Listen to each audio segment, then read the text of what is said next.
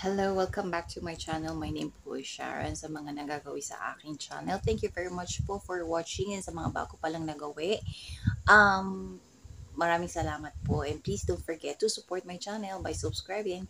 Ngayon pong araw na ito, may nakita akong tanong. Ang sabi niya is, mabubuntis ba ate? Mabubuntis ba kung 3 weeks pa lang kapapanganak? So, okay. So, 3 weeks pa lang, sobrang fresh na fresh pa yung sugat mo noon. Pero kung normal delivery ka, normal ka nag-deliver ng bata, mas mabilis yung recovery mo, yung pag-heal ng sugat mo. Lalo na pag bata ka pa lang, mabilis talagang mag-heal. So, 1 month, medyo okay na, no? Pero, syempre, sariwa pa rin yung sugat. Pero, medyo okay na yun. Kumpara naman sa mga nag-CS na, Diyos ko, may mga matagal talagang mag-heal yung sugat nila. Actually, it's 1.5 years bago mag-heal yung sugat ng mga CS. Yung loob niya. Yung labas niya, okay na. Pero yung loob niya, 1.5 years bago pa siya mag-heal. Kasi syempre, loob pa nun, di ba? Binutasan ka eh. Yung pinaka-skin sa labas, pag heal na siya ng madali siyang mag-heal kasi balat yan. Pero yung sa loob niyan, yung mga laman-laman mo doon, 1.5 years pa. So, kung hindi ko alam kasi hindi niya sinabi kung CS siya or kung normal delivery siya. Kung normal delivery ka, 3 weeks, grabe naman, no? Pero I'm not, hindi naman ako nagja-judge, pero syempre may mga asawa, mga lalaki na bagong panganak pa lang si misis, mga ilang buwan o mga ilang weeks pa lang nagagamit na agad. So, yung mga yun, pwedeng masundan. Pero, pero it's 1 month bago ka ulit mabalik sa normal. Ibig sabihin, kasi 1 month cycle naman kasi ang regla eh. So, 1 month talaga, at least 1 month after mong manganak, pwede ka nang mabuntis agad. Kasi kung, depende talaga sa babae, no?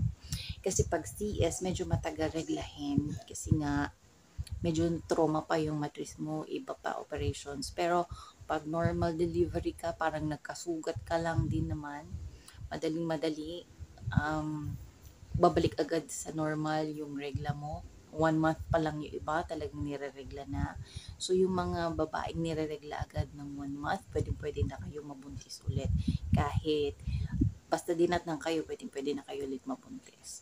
Kahit nagpapadede kayo, pero niregla na kayo, anytime, pwede na kayo mabuntis agad. Pero yung sa mga hindi pa dinadatnan, medyo matagal pa, usually, ang breastfeeding mommies na full time, talagang walang halong formula, walang halong gatas na nabibili sa mga drugstore or what, puro padede ng padede, yun medyo matagal silang datnan kasi nagpro-produce sila ng milk. So, pag nagpro-produce pa ng maraming milk, may tendency na ma-delay yung kanilang regla.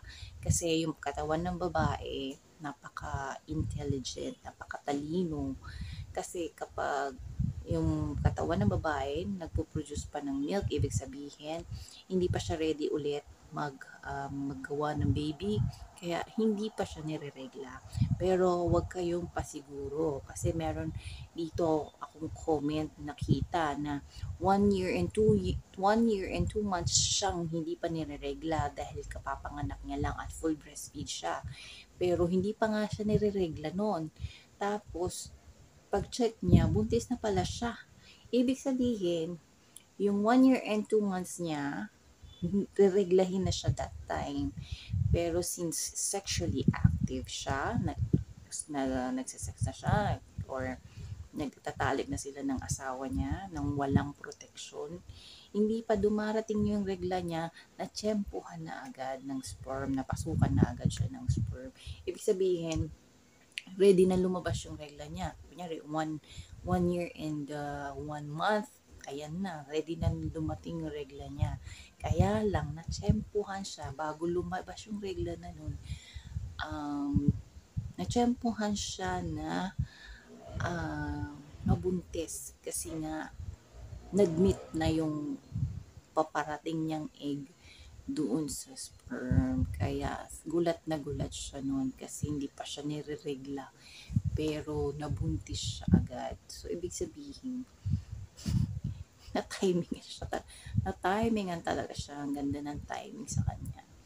So, yun, wag magkapakampante yung mga babae na hindi naman nireregla pero hindi rin nagpo-protection at tapos sexually active na. So, lalo na sa mga buntis, kasi yun nga ang So, anyways, kung gusto nyo, ayaw nyo muna mabuntis, edi kayo, contraceptive kayo, mag-pills kayo, pwede naman kayo na mag-pills.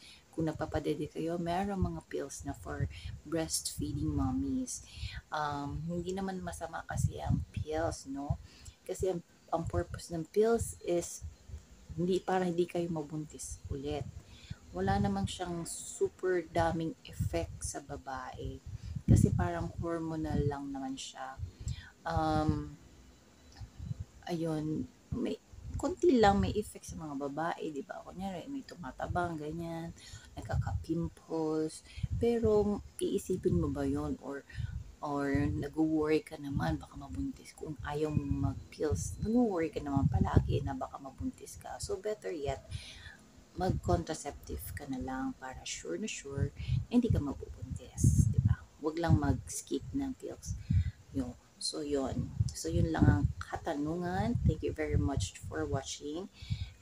Thank you very much for listening sa mga chikahan. And please don't forget to subscribe to my channel. Thank you. Bye. Hi mga mommies and sis! Meron po akong iaalok sa inyo, period tracker. This po ay nakakatulong if gusto niyo pong mabuntis or ayaw niyo pong mabuntis. Kung gusto niyo pong mabuntis, meron po dito mga instruction or guide paano po gamitin. Meron po dito malalaman niyo yung dates kung kailan pwede kayong mag-do para mag-conceive kayo. Alam nyo kung kailan kayo mag-ovulate. Doon naman sa mga sister or mommies or mga babae na ayaw munang mabuntis, it will help you to know kung kailan kayo safe makipag-do para malaman nyo kung kailan kayo hindi pwede or pwedeng makipag-do para maiwasang mabuntis. So, meron po yan instruction sa loob. So, this is only for 18 pesos. So, very handy po siya. Pwede siya sa wallet or sa bulsa. So, 18 pesos po ito sa Shopee. I'm gonna put the link in the description below. Thank you lang po. Sana supportahan niyo po. Bye!